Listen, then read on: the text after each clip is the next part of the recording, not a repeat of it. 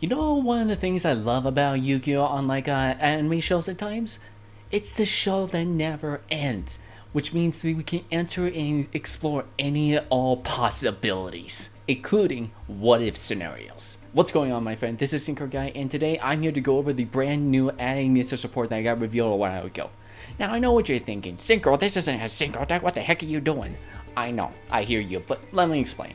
First off, I'm a Yu-Gi-Oh player. I love Yu-Gi-Oh and anything that has to do with Yu-Gi-Oh. So when there is new cards related to the Yu-Gi-Oh card game being released, why shouldn't I talk about them? And second off, this is my channel. I can do whatever I want. So these new cards are the highlight of the next core booster set, Alliance Insight, which will begin here in the TCG in either April or May of next year. And these new cards bring a boost not just to the ignister archetype, but to all Saber decks in general, including one special archetype we'll cover in this video later. But real quick, before we get into this, don't forget to hit that like button, click subscribe, and ding that notification bell so you get more awesome Yu-Gi-Oh related content. So a quick rundown of the ignister archetype. They are an archetype used by I in the Yu-Gi-Oh! Variant series, which is the 6th Yu-Gi-Oh! series. They're also the first archetype to get the first ever Link 6 monster, the Arrival Saber's ignister. Yeah, they're responsible for this guy. But that's not all. This archetype doesn't just include Link Summon, but all the other summoning methods, besides Pendulum Summon, of course. But most of the time they like to focus on Link Summoning, but with this brand new support, that might change a bit. And fun fact, these new cards are actually part of a what-if scenario, where if the protagonist of the Yu-Gi-Oh! Variant series, Yusaku, decided to accept the offer and become one with his former AI companion turned final villain of the series, I. Well then, let's go over and see just what kind of cards they would have had this scenario occurred. Alright, first up we have Wizard and Ignister, and this card's text reads: if you control a Cyberus monster special summon from the extra deck, you can target one dark Cyberus monster in your graveyard. Special summon both this card from your hand and that monster in defense position. Also, you cannot special summon for the rest of the turn except Cyberus monsters. You can banish this card from your field or graveyard, then target one monster your opponent controls. Change its battle position.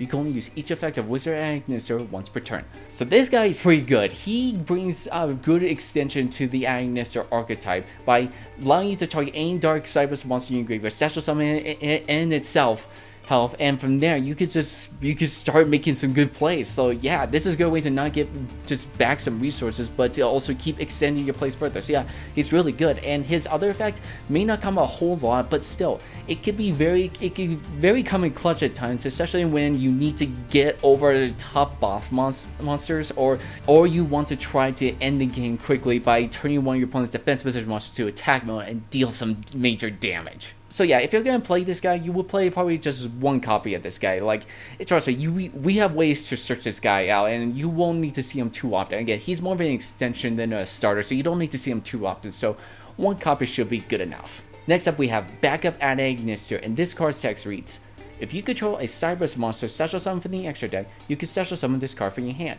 If this card is normal special summon, you can add one dark Cyberus monster from your deck to your hand, except Backup at Ignister, then discard one card. You can only use each effective Backup and Ignister once per turn. And the other cool thing about this card is that she's also a Tuna monster, which means we get access to some synchro plays. Oh yeah, oh I love me some good synchro plays.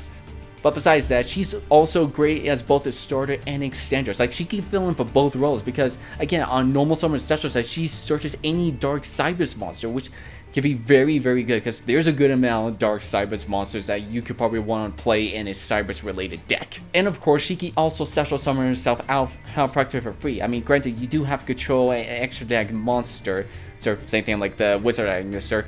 So, but still, like, you'll have ways to try to do that. Like, you can easily just go like normal summon her, use her effect, and then you'll have ways to actually get her back and then special summon her out to the field to keep extending. That is awesome. So if you're gonna play this card, you best play her at 1 or 3 copies. I don't know about 2, like I guess maybe, but it's like it just really depends on what you're trying to go for. So it's like one or three. That's probably the best take. But again, like if you're gonna play her, at least play 1. Like, she's so good, Hood, if you can play her.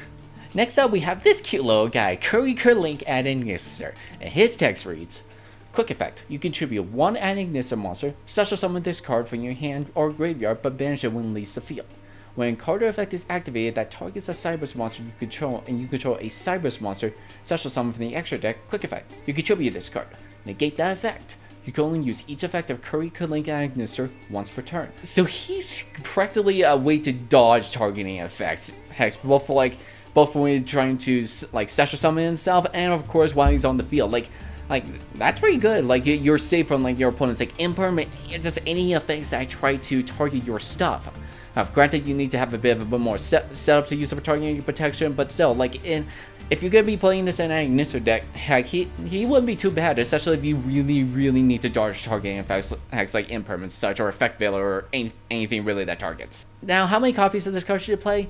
Like, well, either about like 0 to 1 copy. Like, if you're gonna play this card, just play 1 copy. But you probably don't really need him. Again, he's kind of like, he will be there in case you really need targeting protection. So if the meta kind of changes and we're experiencing a lot of targeting effects going around, he might become valuable. But I will say, unlike the other cards, he's best only playing in ignister focus decks. So if you're gonna be playing this guy within the ignister archetype, you best only play 1 copy. I mean, again, like there's plenty of ways to get to this guy, so you'll be fine with just the 1. Next up, we have a brand new synchro monster, Firewall Saber Giant. Yes, Firewall has finally entered to the synchro realm. Oh boy, only a matter of time until we get the fusion and ritual counterparts. Anyway, let's go over his text. 1 tuner plus 1 plus non-tuner monsters. If this card is synchro summoned, you can target 1 Cyberus monster in your graveyard or banishment. Add it to your hand. You can target 1 other Cyberus monster you control that has a level. This card's level becomes that monster's. If this card is sent to the graveyard as link material, you can add 1 eye spell from your deck to your hand. You'll only use each effect of Firewall Saber Dragon once per turn. So already, he's a good way to keep a query and extend your plays. So on summon, you get to add back any Cyberus monster from your graveyard or banishment. That is good. That is really good. And his other effect to change his level, that is good way to set up just about like any plays that probably need like certain levels. Like these plays, which we will cover in just a sec. But the other cool thing is he can replace himself by searching out any eye spell card. Granted, you do have to send him to the graveyard as part of a link summon, but still, like there's good, you'll have a good chance to get that effect off in like an ignister deck. Overall, if you're gonna be playing this guy, 1 copy is probably all you're gonna need. You really don't need to see too much of it, and like if you're playing an ignister deck, you're gonna be playing a bit of a combo heavy pretty deck, so you're not gonna have a lot of room for like more than one in this case. So, but 1 is all you're really gonna probably need. Then we have the brand new Xyz monster, Accode Igniter, and his text reads: 2 level 4 monsters. If this card is a Xyz summon, you can add 1 Cyberus ritual monster from your deck to your hand. You can detach 1 material from this card, ritual summon 1 ritual monster from your hand by triggering monsters from your hand or field whose total levels equally exceed its level. If this card is sent to the graveyard as link material, you can add 1 eye trap from your deck to your hand. You can only use each effect of Accode Igniter once per turn. Oh! And with this, the cycle is complete. So on summon this guy, he gets you any ritual Cyberus monster to your hand, and he's able to let you ritual summon it out as soon as possible. That is awesome. And just like the Firewall Saber Dragon, when you use it for a link side, he can replace itself by searching you instead of an eye spell card, an eye trap card, which will be really great. But again, as I said earlier, he helps complete the cycle. You see from here, you can just go single summon to Firewall Saber Giant, use this effect to change his level, and go to Accode Igniter. Accode Igniter searches out the level 1 Cyberus ritual monster, which will then ritual summon and then use her effect to get into the fusion monster, which I forget the name, crap. You'll see it on screen. But the coolest thing about this is now this allows you to play in gatewaying with Firewall Dragon Dark Fluid. No, I'm not talking about Neo Tempest Terahertz. I'm talking about the OG Dark Fluid. The one that gives you counters for every ritual fusion synchro Xyz monster in your graveyard, which never saw a whole much of a play because it was like very too hard to kind of pull off. I mean, you could, but it wasn't really worth it at the time. But thanks to this new support, that makes that problem so much easier to accomplish. And now with this, you can practically have 4 monster gates in 1 card. That is amazing. And if you still have that, if you don't use all those counters on, you can get in some big damage. That is, oh, I love seeing this. I think this is really cool. The fact you can just play the OG Dark Fluid, and now he has like an actual place.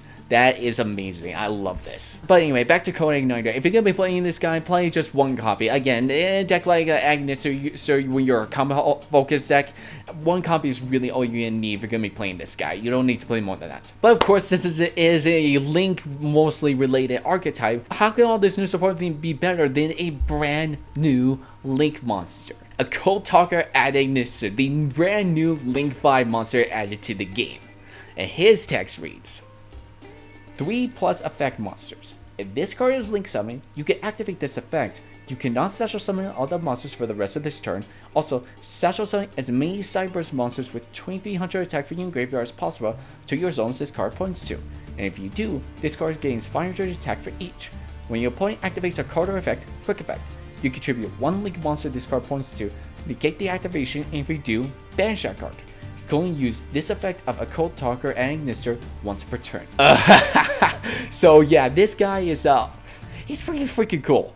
Oh, on summon, you get to special summon out any Cyber's monsters from your graveyard with the original 2300 attack stat. And there is a good amount of them, so you can bring back some and just incur some good resources. Like you can bring back like Accode Talker, and if you code link like transcode with the code, they will both be safe from targeting effects. That would be very, very stellar. But of course, there is a drawback of not being able to special summon anymore for the rest of the turn. So if you do go into this guy, he best be the final piece of the combo. Like he better end off the combo right then and there. Otherwise, like it's just like if you're planning to extend further, you best think again. But the other cool thing is that he's the Omni Negate as well. And unlike others that have to negate and destroy, he negates and banish, which is perhaps the best kind of Omni Negate you could ask for.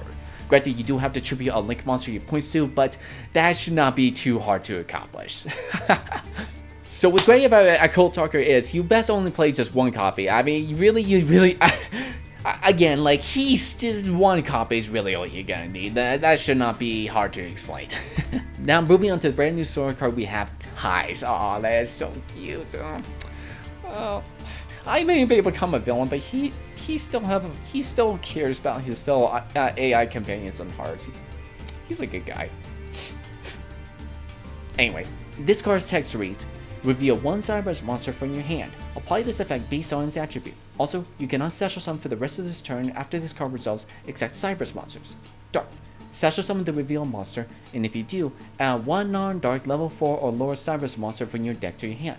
Non-dark. Shuffle the reveal monster into the deck, and if you do, add 1 ignister monster with a different attribute from your deck to your hand. You can only activate 1 T.A.I.es per turn. So this card is awesome. This is a great searcher or extender. And like, it actually just both. Oh, so if you have a dark monster in your hand, you get to special summon both that out and another Cyber's monster from your deck. That is awesome. So if you use this with like some of the other cards we went over, like the Wizard Ignister or Backup Ignister, so you will be getting some great Link plays to start off. But of course, if you don't have any dark monsters, this card can help you get to any Ignister monster that you probably need at the moment, which is amazing. So really, you will want to play 3 copies of this card. Like, this card is so good. You want to see this at least 1 copy of this card in your hand to really push and extend with your combo plays. Then finally, we have the brand new track card, P.A.I.rtners. Okay, now they're stretching this a bit. It's supposed to be partners, but it's just the AI just like kind of throws it off a bit. But anyway, this track card reads: target face-up cards your opponent controls equal to the number of Cyber's monsters you control with 2300 original attack.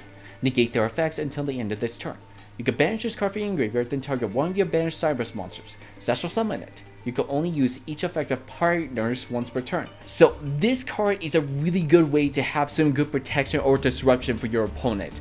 Because again, just being able to target and engage just about anything, being monster, spell, or trap, that is awesome. So yeah, that is a card you most likely be searching on for Accode Igniter. So not gonna be hard to miss.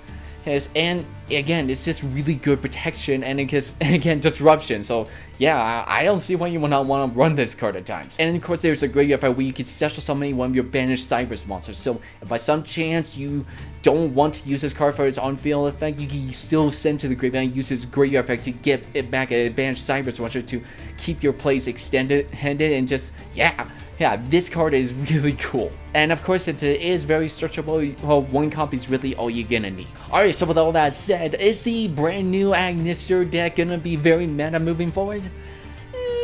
Kind of. Like, they're gonna still be like rogue tier to tier 3 at best. Like, don't get me wrong.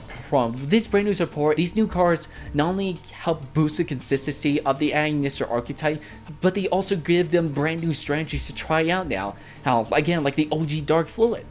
However, the archetype still suffers a bit some of the same issues. Like, Nibiru can still practically ruin Ignister's day if they're not careful enough.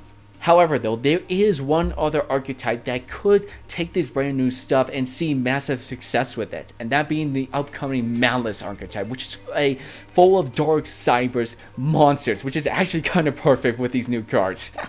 Not to mention, they have 2 key link monsters with 2300 original attack stat. I wonder if Konami knew what they were doing when they made these cards. But yeah, with the Malice archetype, these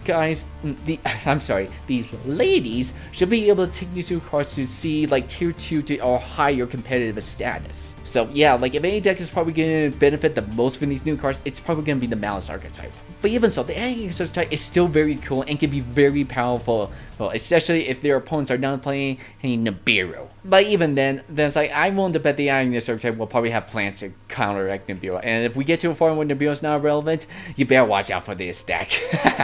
Overall, what do you think of these brand new cards for the Ignister archetype, or just Cybers in general? Well, let me know your thoughts in the comment section below. Thank you so much for watching, my friend, and I hope you have/had an awesome day today.